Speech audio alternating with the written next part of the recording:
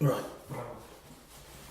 So, yesterday I got into a bit of a slagging match on Facebook with a friend of mine's mum, because that's what you do on Facebook.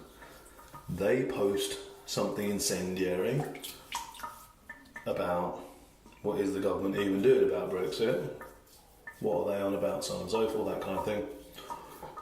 Pretty sure he's a Remainer. His mum, however, not a Remainer. Anyway, get into the whole thing, blah, blah, blah, blah, blah. But the important thing to take away from it is not so much, so obviously I give a whole explanation of the history of the Brexit vote, why it all happened, fundamentally, politically, so on and so forth. But there's a more important thing, and until you tackle that, you'll keep having these failures of democracy. And a lot of it comes down to how much attention anyone is willing to give a given topic. We're saying the same thing with the whole, save the orangutan, stop using palm oil thing that you've got at the moment. People are wondering, why are we caring about the orangutan so much? Why aren't we caring about livestock? Why aren't we caring about so many other things? And it's because you've only got so many fucks to give. And you run out. You can't care about everything. I mean, you cannot to a certain point. You can have empathy about things, but you can't be active about caring about everything that needs caring about. Luckily, there are 7,000 million people in the world, so you don't need to care about them. However, when you get something like Brexit, which is so big and is so mixed up with other things, then you want to care enough about it. You want to have a bare minimum of caring so that you can be involved, especially if you're asked to vote on it. And that's a big part of it as well. If you're asked to vote on it, well, then you need to be somewhat informed. At which point, what you're going to do is you're going to find the simplest explanation that you can find, because you don't actually care about the machinations of a supranational government.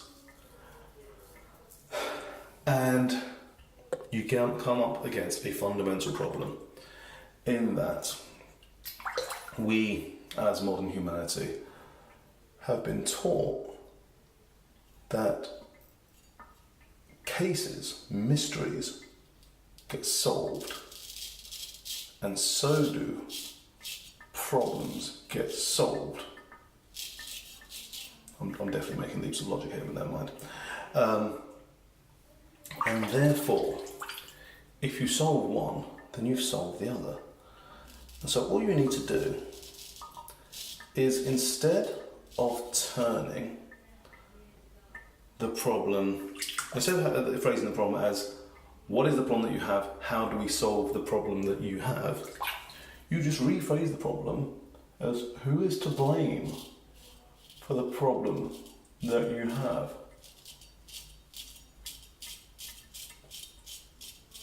And then all you have to do is solve that mystery of who's to blame, and people will be happy. Because blaming somebody is so much easier than finding a solution. And we do it all the time. It's why the criminal justice system, works the way it does. Where we don't look at, wait, why did that person kill that person? Surely, what? Instead, we say, that person killed that person, job done, send them to jail, everybody's happy, no more murders. Without, obviously, addressing the underlying issue. Is that person going to be less of a murderer when they come out? If they aren't going to be less of a murderer than when they come out, why are we going to let them out? And then that kind of thing.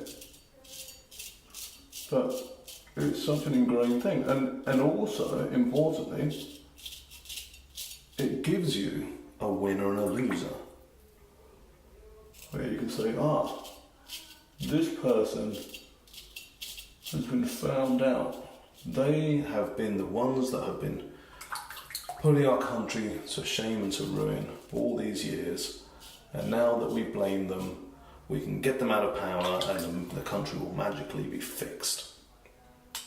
Obviously that doesn't work.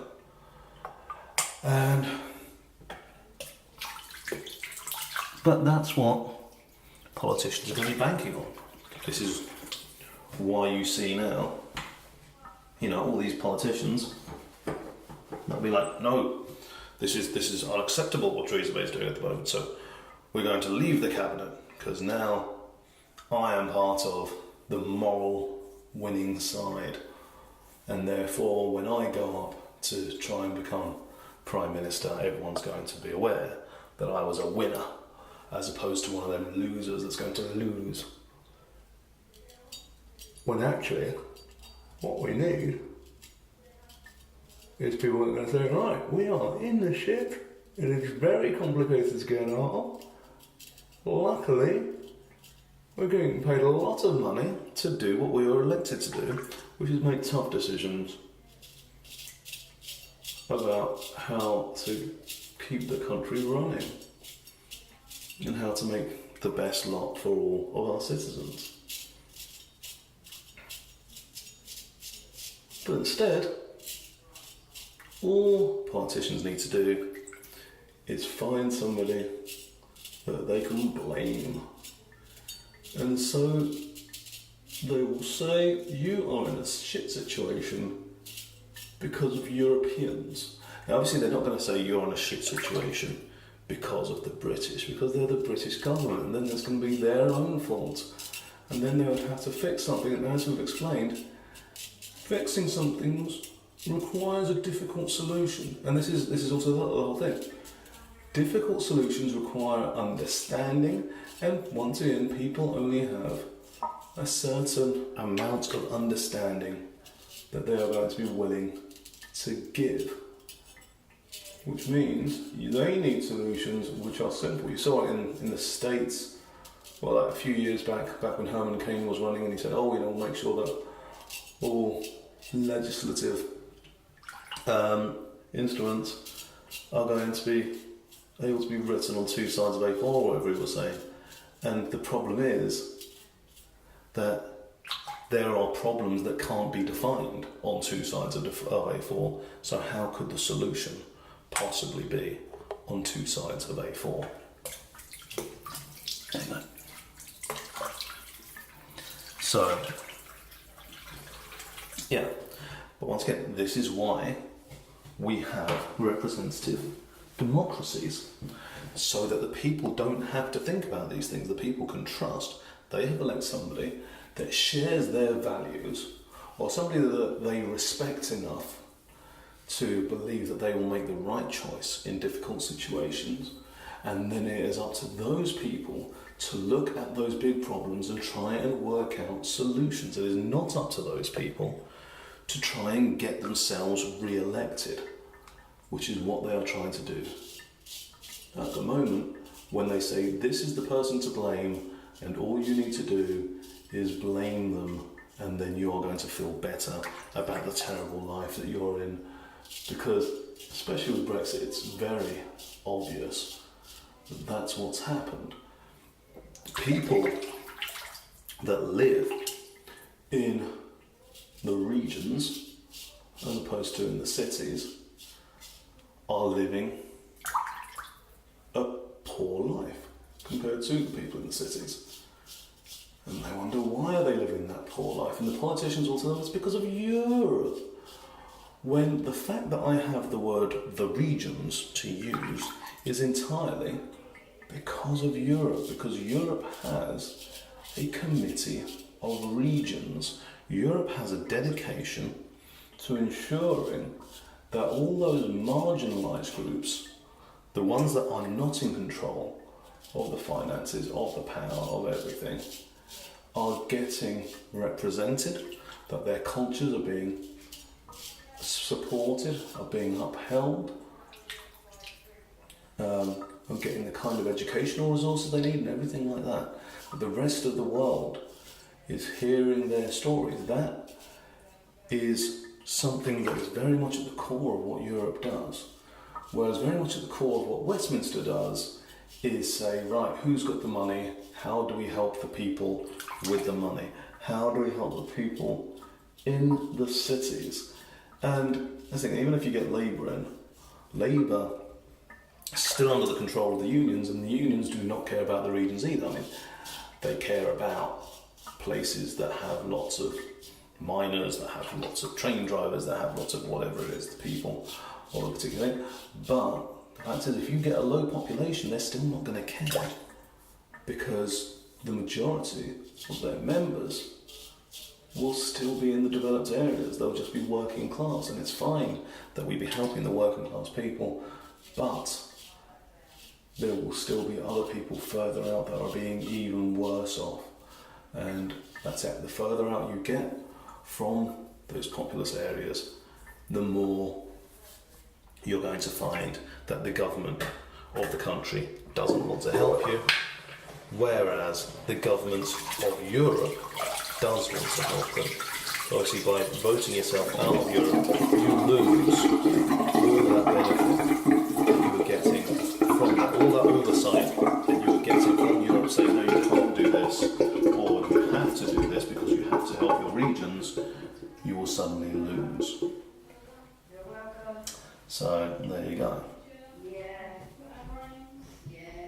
Stop looking to blame people. Blaming people doesn't help anything. Look for solutions. It's like if you go to a party and you have somebody say, oh, this is a terrible party, let's leave. That's fine. You can say that, but only if you have another party that you're willing to go to, because otherwise we're just going home, we're watching Netflix and we're eating ice cream, and it's just going to be a terrible day for everybody. Apart from, if you're like me and you like that, but why were you at a party in the first place then? Just leaving, just stopping something is not a solution. If you are just stopping something, if you're leaving something, then you need to be sure that either you didn't need to have any of that whatsoever, or that you have an exit strategy.